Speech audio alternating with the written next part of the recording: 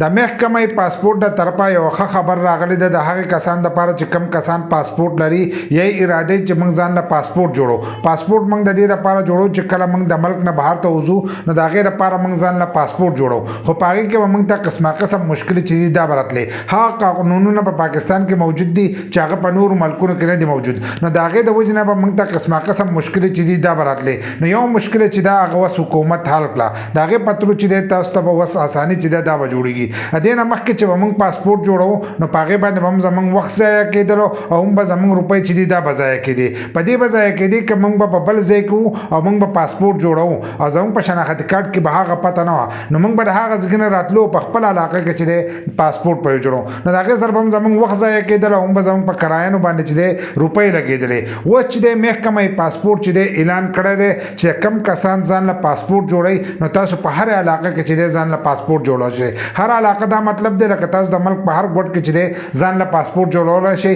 دې ته به ضرورت نه راځي چې تاسو په شناختي کارت کې چې کومه پته ده یا کوم تحصیل دی یا کومه ضلع ده هغه ضلع ته به ځئ نو هلو به خپل پاسپورت جوړوئ. اوس دغه خبره چې دی دا یې مکمل ختمه کړه او د هغې نوټیفیکیشن کم ترمیم چې دی هغه یې لیږلی دی، هر یو دفتر ته یې لیږلی دی. هلته به تاسو ته اوس دا انکار نه کېږي چې تاسو لاړ شئ نو تاسو خپل پاسپورت چې دی دا په هر ضلع کې په هر علاقه کې چې دی خپل پاسپورت دا جوړولی شئ. نو د دې سره چې دا اساني جوړه شوه، ځکه که یو کس په کراچۍ کې وه او د هغه پته به د سوات وه نو هغه به د هغه کراچۍ نه راتلو سوات ته به راتلو، په سوات کې چې دی ځان له پاسپورت جوړو یا په مردان کې یا په پېښور کې نو د هغه ځای نه به هغه ټکټ راغستو دلته کې به راتلو خپل پاسپورت چې دی دا به جوړو. اوس چې دی تاسو په هر ځای کې چې دی خپل پاسپورت چې دی دا جوړولی شئ. نو دا یو اساني جوړه شوې ده د ټولو دپاره. تاسو که اوس پاسپورت جوړوئ نو په هر ښار کې چې دی خپل پاسپورت جوړولی شئ او دا ویډیو راولی دا مخکې شیر کړئ چې نورو کسان ته هم ور ورسي.